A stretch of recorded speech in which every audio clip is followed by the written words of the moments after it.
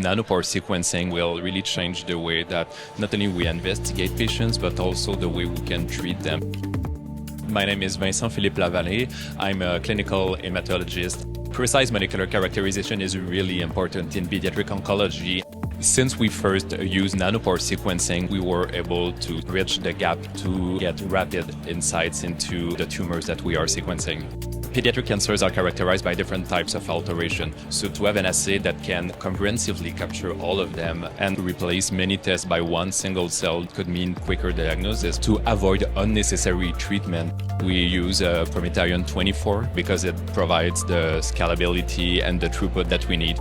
This approach can facilitate access to precision therapies because we're capable of detecting alterations that are really tricky to capture using standard NGS sequencing.